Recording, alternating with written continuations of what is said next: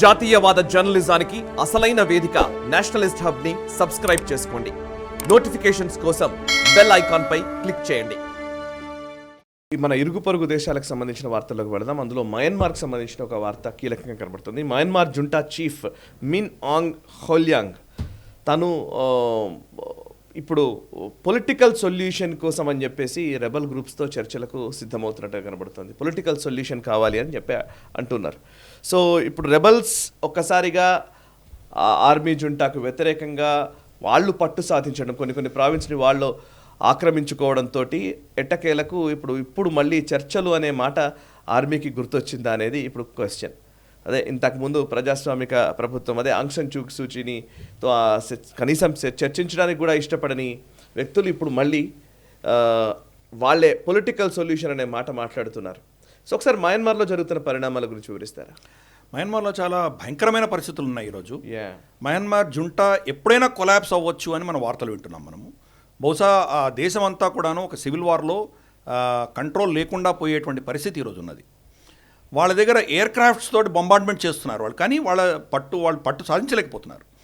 3-4 పెద్ద terrorist group అని వాళ్ళు వర్ణిస్తారు, కానీ సోకాల్డ్ రెబల్స్ ఎవరైతే ఉన్నారో వాళ్ళందరూ ఒక బ్రదర్హుడ్గా ఫామ్ అయ్యి వాళ్ళు అటాక్స్ చేస్తున్నారు. మెయిన్ ప్రావిన్సెస్ షిన్ ప్రావిన్స్ కావచ్చు, చిన్ ప్రావిన్స్ కావచ్చు, రఖానే ప్రావిన్స్ కావచ్చు, అంటే కొండ ప్రాంతం మనకు మియన్మార్ చూస్తే, బర్మా చూస్తే మధ్యలో లోయలాగా ఉంటుంది. అక్కడ మెయిన్ బర్మీస్ ప్రజలు ఉంటారు. బార్డర్లో భారతదేశం సరిహద్దు కావచ్చు, లేదా మనకు బంగ్లాదేశ్ సరిహద్దు కావచ్చు, చైనా సరిహద్దు కావచ్చు, థాయిలాండ్ సరిహద్దు కావచ్చు, ఇవంతా కొండ ప్రాంతాలు. కొండ ప్రాంతాల్లో చాలా దట్టమైన అరణ్యాలు ఉంటాయి. అక్కడ ఉన్నటువంటి వాళ్ళందరూ మెయిన్ బర్మీస్ తెగకు చెందినటువంటి వాళ్ళు కాదు, డిఫరెంట్ తెగకు చెందినటువంటి వాళ్ళు. ఈ ప్రాంతం అంతా కూడాను వాళ్ళ ఆర్మీ చేతి నుంచి జారిపోయింది. లిటరల్గా రమారమి 400 పోస్ట్స్ వీళ్ళ కబ్జాలకు వెళ్ళిపోయినాయి. ప్లస్ చాలామంది స్వచ్ఛందంగా సరెండర్ అయిపోతున్నారు. కొంతమంది బర్మీస్ ఆర్మీ, మన మియన్మారీస్ ఆర్మీ అయితే రెబల్స్తో పాటు చేరిపోయి వాళ్ళతో సహా వాళ్ళు యుద్ధం చేస్తున్నారు. కాబట్టి వాళ్ళకు చాలా గడ్డు పరిస్థితి ఈరోజు ఉన్నది. ఇప్పుడు ఆయనకు పొలిటికల్ చర్చలు ఆయన గుర్తొచ్చాయి. ఆంగ్ సాన్ సూచీని 2 సంవత్సరాల క్రితం అరెస్ట్ చేసినప్పుడు ఆయనకి అది ఎందుకు గుర్తు రాలేదు? ప్రపంచమంతా ఆయనకు చెప్తూనే ఉన్నారు సివిలియన్ అడ్మినిస్ట్రేషన్ తీసుకురండి అని.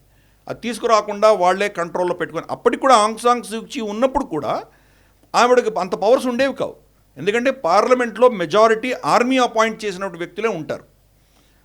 ఎన్నుకోబడ్డటువంటి వ్యక్తులు చాలా తక్కువ ఉంటారు దాంట్లో. ఆవిడ అది నేతగా ఉన్నప్పుడు కూడా ఆవిడ శక్తి చాలా తక్కువే. అయినా కానీ ఆవిడని బర్తరఫ్ చేసి కంప్లీట్ కంట్రోల్ వాళ్ళ చేతిలో తీసుకోవడంతో దెబ్బతిన్నారు.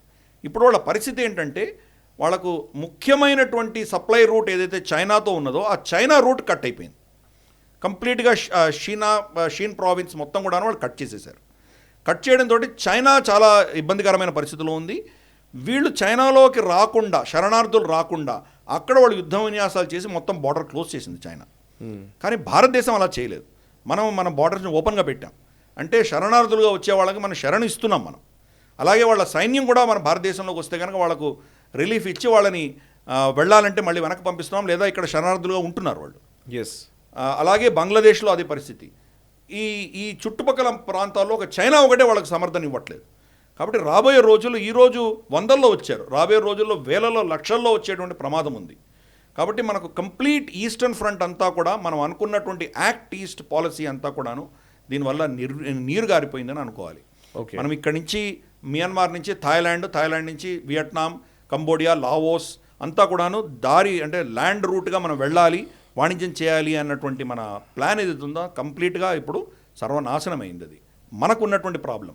ప్లస్ ఈ రెఫ్యూజీస్ అంతా మన దేశం మీద వచ్చి పడితే కనుక దాన్ని తట్టుకునేటువంటి పరిస్థితి ఉంది. ఆల్రెడీ మణిపూర్లో మనకు చాలా ప్రమాదకరమైన పరిస్థితి ఉంది.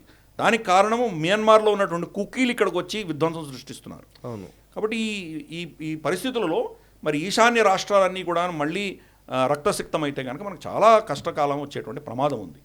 కాబట్టి ప్రభుత్వం చాలా ఆచితూచి వ్యవహరిస్తోంది. మన చేతిలో లేని కొన్ని ఉన్నాయి. అక్కడ ప్రజలు కష్టాల్లో ఉంటే మనం ఆపలేనటువంటి పరిస్థితి మనకు. చూద్దాం రాబోయే రోజుల్లో మరి ఇది పరిణామం ఏ దిశగా వెళ్తుందో చూద్దాం. వాళ్ళకు ఉన్నటువంటి విమానాలు కూడా ఈ JF-17 పాకిస్తాన్ దగ్గర కొన్నారు, పనికి రాకుండా పోయాయి. మొత్తం ఫ్రేమ్లోనే క్రాక్స్ వచ్చేసాయి, ఇంజన్లు పనిచేయట్లేదు, అన్ని గ్రౌండ్ చేశారు. పాత విమానాలు ఏమన్నా దాంతో అటాక్ చేస్తున్నారు. దానివల్ల వాళ్ళు ఈ రెబల్స్ని నివారించలేకపోతున్నారు, వాళ్ళని ఓడించలేకపోతున్నారు. చూద్దాం రాబోయే రోజుల్లో మరి ఆ పరిణామం ఏ దిశగా వెళుతుందో చూద్దాం. మనకు మాత్రం కొంత మంచి సంకేతాలు మాత్రం తప్పకుండా లేవు భారతదేశానికి. కరెక్ట్. ఈ వీడియో మీకు నచ్చినట్టయితే లైక్ చేయండి, 10 మందికి షేర్ చేయండి. అలాగే కామెంట్ల రూపంలో మీ అభిప్రాయాలను మాతో పంచుకోండి. Nationalist hub group of channels ను సబ్స్క్రైబ్ చేసుకుని తెలుగునాట జాతీయవాద జర్నలిజాన్ని ప్రోత్సహించండి. ఈ వీడియో కింద ఉన్న బెల్ ఐకాన్ పై క్లిక్ చేయడం మర్చిపోవద్దు.